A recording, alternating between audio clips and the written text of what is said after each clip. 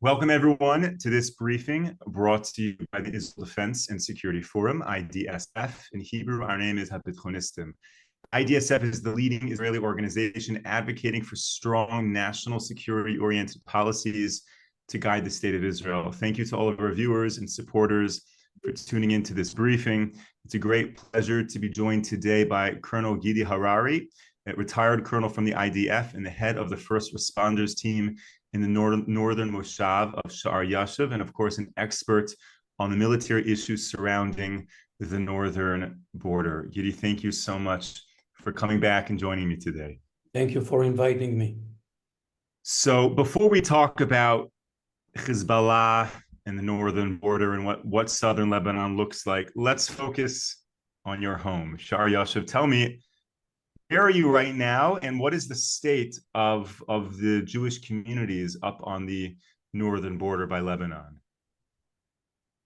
Well, as you said, I'm at home. I didn't leave Sha'ar Yashuv, although I'm alone. But what happened during the last months is that there are people that is coming back home because they cannot stay anymore. They cannot bear staying anymore out of their homes, and they prefer to be here instead of being in some hotel. And it doesn't matter how good is that hotel, it's not home. So during the last 2 weeks, the population here is increasing. I think that we are about 40% of the population is back in the Moshav. Not in all the places is the same, but in most of the kibbutzim, Moshavim, it's happening the same because people are very tired of staying out of home.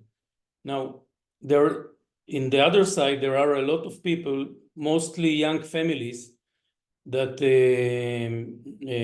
hired the places to live more in the south, and their children are studying already in schools in the south. So I believe that they will not come back before the end of the year, the end of the scholar year, which is in the end of June. This is the situation. But it doesn't change the fact that everything is closed. There are no services for the citizens. So it's a problem. So what is the feeling on the streets there? Do people feel tense because they're living with the possible war, or is it they're trying to return to life as usual? First of all, let's put things in order. We are in a state of war. All the day you can hear the bombings, the Air Force flying above us 24/7. So there is war. It doesn't matter if the shooting is close to us or not close to us. A few days ago, I woke up in the morning at 6:30, more or less, with the shooting of 100 rockets a few kilometers from my house. So it's not on the Moshav, but we are in a state of war. Don't forget it. Now, is there any concern that as the civilian population returns to their homes, because they just don't want to be evacuated, that alone could cause a security threat for Israel that could inspire Hezbollah to find a prime opportunity to attack? No, I don't think that Hezbollah is seeking to attack a civilian population. It's not that they didn't, but they did it on the places that are located literally on the border. But it is dangerous because these rockets it's enough that one rocket will fall in the wrong place, and it's another story already. And how many seconds do you have in your moshav when the siren goes off to seek shelter? Between 7 to 15 seconds. Wow. Wow. It's you should be running like Usain Bolt in order to be safe. So, I mean, that explains why younger families are hesitant to return, you know, getting the children and running like that cannot be easy. Okay, so now let's hope that people are able to return and return to their way of life, and your moshav becomes a very happy place again in the near future. But let's kind of zoom out. You joined me a few weeks ago. You gave us a really powerful update on what's happening on the northern border with Hezbollah. So what can you share with us in terms of escalations or developments over the past 2 weeks with Hezbollah? Well, the last 2 weeks we had an escalation from both sides, because Hezbollah started to fire rockets in a massive way from standard rocket launchers. So this is how you get in 2 minutes, more or less, between 80 to 100 rockets. And this didn't happen before. And the IDF, of course, the response was similar. The IDF attacked with the Air Force in Baalbek, 100 kilometers in the north, with very specific attack on strategic places for Hezbollah. And in the last 2 weeks, this is the way of this strange war, the way it's going. And there is a big danger that without wanting both sides to develop a whole war, it will happen. It might be. This is the danger, without wanting it, because either them or us shooting the rocket and hitting the wrong place, and everything can be exploding and going all in. I hope it will not happen if we decide that we want to go all in this war. It should be very well planned, and not through a mistake that will be done by some local operation. That's why I'm very worried about it. I hope it won't happen. Your concern is on the Israel side or within Lebanon that would accidentally, so to speak, happen? Both sides. Both sides. Either we, during all the bombs and everything, all the attacks, will hit civilians. Either them will hit civilians in our side. This is the issue that can make everything explode. Now, these escalations from Hezbollah, the exponential increase of their rockets, do you think this is part of a strategy that every few weeks they're going to continue increasing, or is it just happening this way?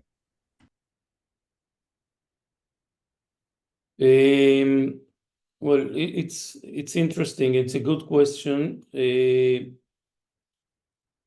I believe that they are trying to show their capabilities to us.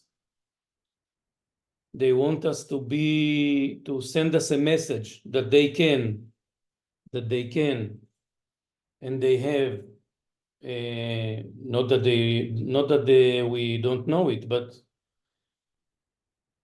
they are trying to show off, and they are trying to send a message that they are helping their Palestinians brothers.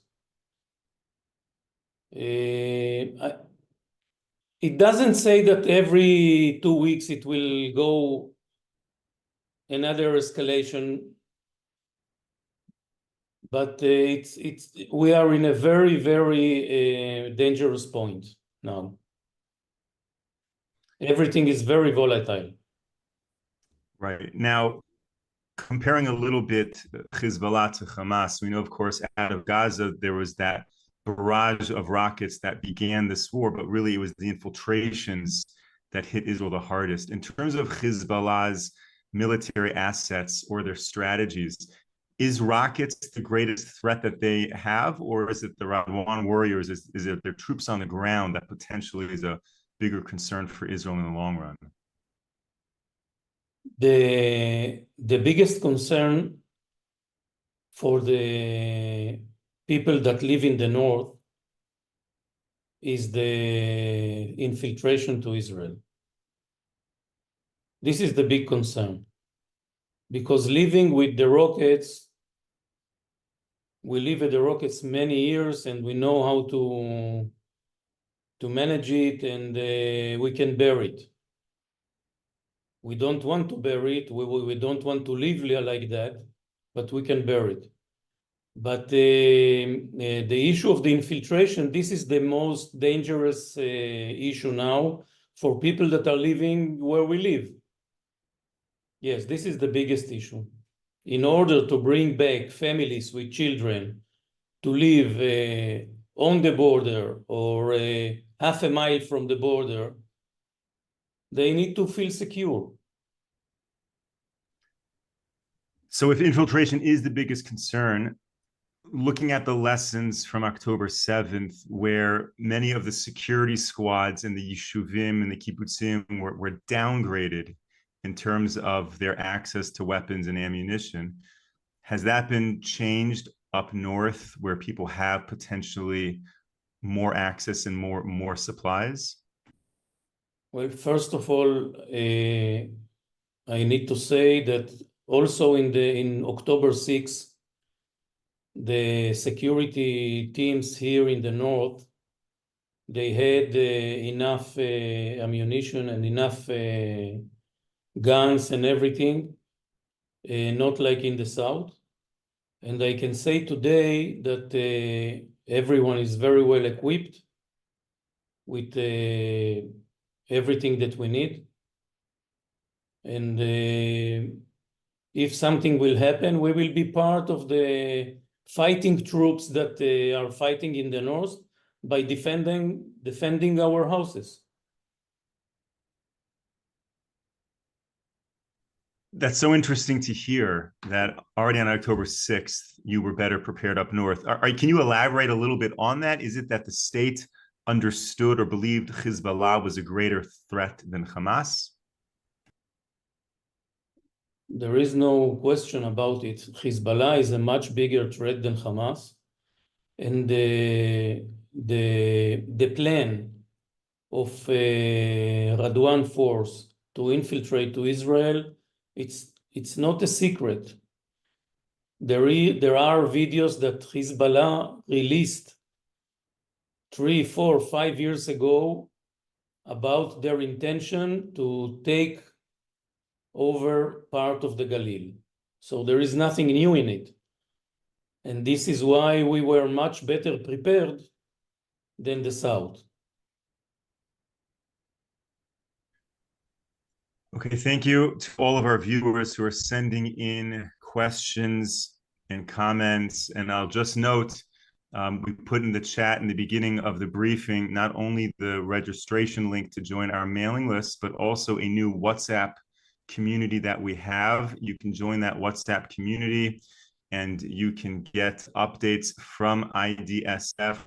We take clips of these briefings and we send them out in that WhatsApp community so that you can review the critical parts, the most important sound bites, and also share them with your friends and family. So everyone is encouraged to do that. A number of people shared with me an article in the Jerusalem Post where they quote Colonel Ronen Cohen, and Gidi, I know you know him quite well. And Colonel Cohen was a little skeptical about the IDF's capacity to fight a two-front war, and also skeptical about the government's interest or willingness to engage Hezbollah. So, Gidi, I'm curious if you could respond to that. I will start with the second question. The government, I think that since the beginning of this conflict, the Prime Minister Netanyahu said that we are not looking to fight in two fronts, and we are not looking to fight against Hezbollah. It was said then, and I think it was said lately a few days ago.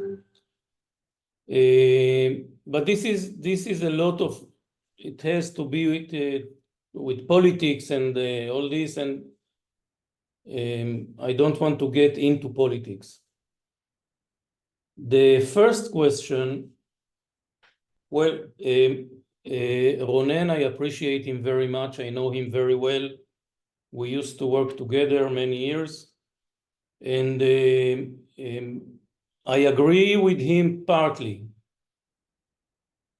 because at the end of the day, if we will not have any other option, we will do it. Of course, that it's a very big challenge for us. It's a very big challenge, but it's a challenge that we are preparing for it. It's a challenge that we need to know how to do it, and if we will not have any other option, we'll do it. Now, when he says that this is the first war in Israel that we're unable to fight on two fronts, is he commenting on the growth of Hezbollah, or on something that happened to the IDF in the 20 years that when in the past it was potentially possible?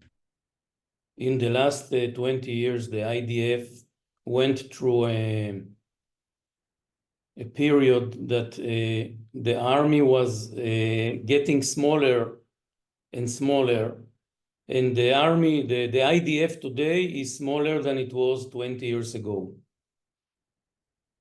Now, it happened, part of it, because the security budget cannot be such a big budget like it is. And second, because we, the people of Israel, we thought that we are in a period of, we're going to make peace with all the Middle East. Well, it's partly true, because when you are speaking about peace with countries in the Middle East, we are in peace with the Emirates, we are at peace with Jordan, with Egypt, we are dealing now with Saudi Arabia. So yes, but what we forgot is that there are still many terrorist organizations in the Middle East, not only Hezbollah and Hamas.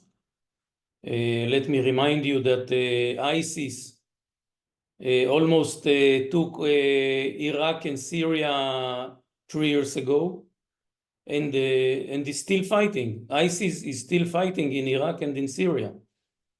And behind all of this, there is the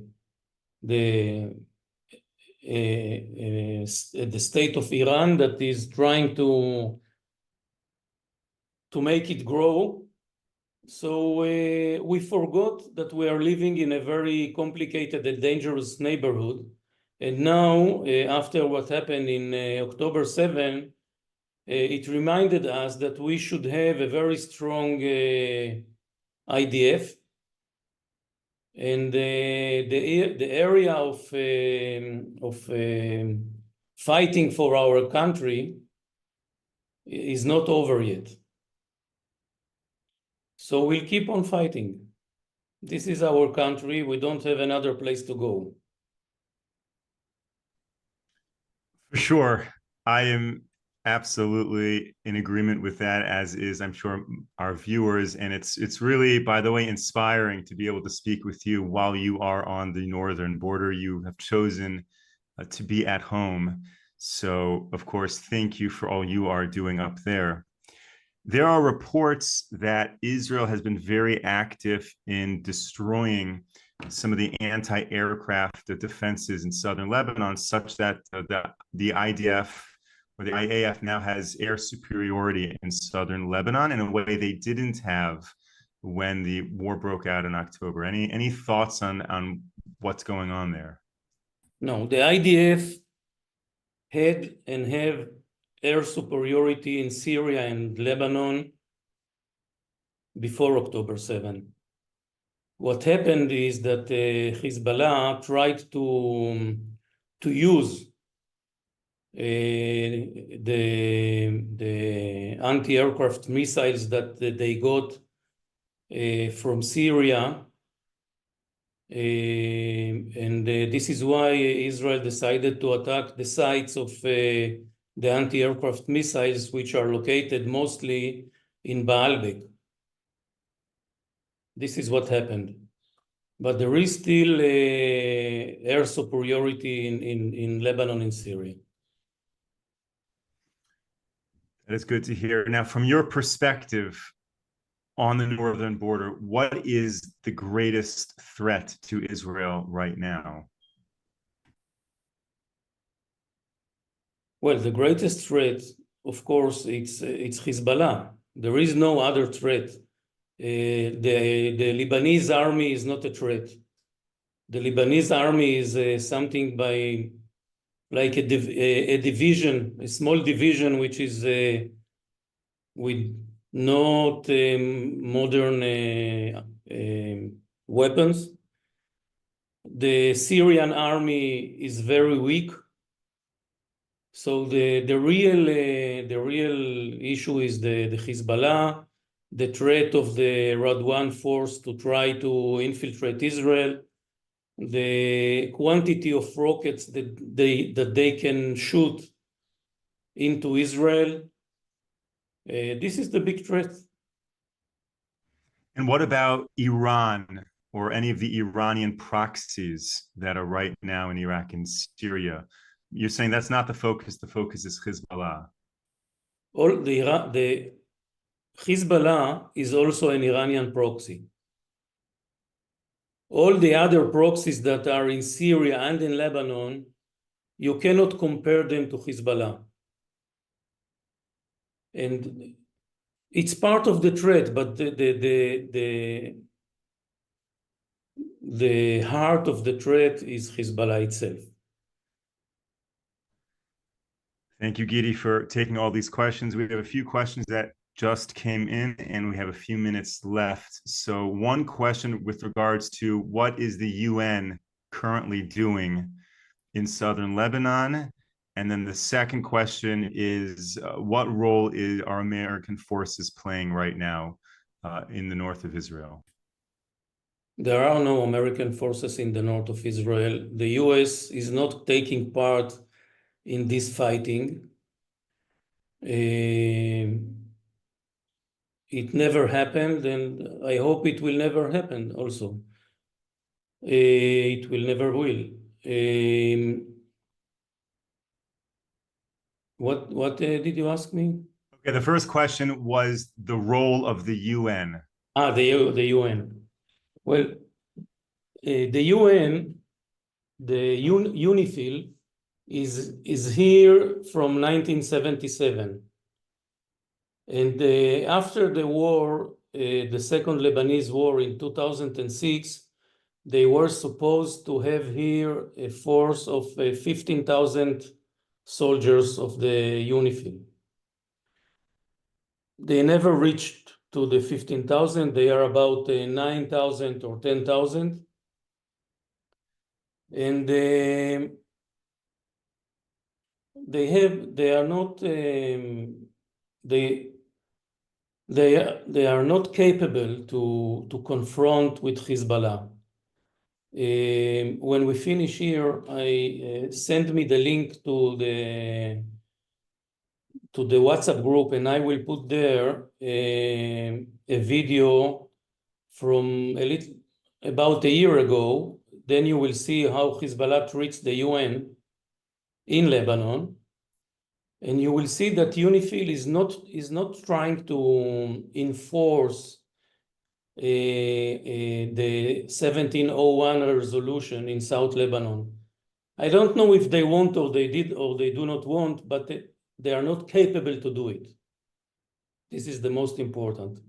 And this is why my idea is that the UN alone, when we are talking about let's go back to the 1701, there is no 1701. 3 weeks after signing the pact, or after the resolution that was taken in the UN, already the Hezbollah was bringing ammunition to South Lebanon. So there is no really capability of the UN to enforce Hezbollah to obey this resolution. It's a problem. For sure. So, final question. Do you see any diplomatic solution occurring with Hezbollah, or is a war really the only option on the table? The war should be the last option, of course. But in the other hand, I don't see any diplomatic solution or a solution that can be enforce the solution on Hezbollah that someone is talking about. The ambassador that is coming from the US and I forgot his name, he didn't bring anything new, apparently. There is need to be something, some new diplomatic idea, which I don't see it right now, that might be good for both sides. Although Hezbollah says that he's not going to stop fighting until the end of the Gaza campaign. So there is Colonel Gidi Harari, thank you so much for joining this briefing. Thank you very much. I know our viewers have certainly appreciated all of this, and thank you for what you are doing for Israel, for the entire Jewish people on our northern border. Thank you to all of our viewers and supporters for tuning in. We will be back with you next week, Monday morning, 11 a.m. Eastern time. Until then, stay safe, stay strong. Take care, everyone. Thank you very much.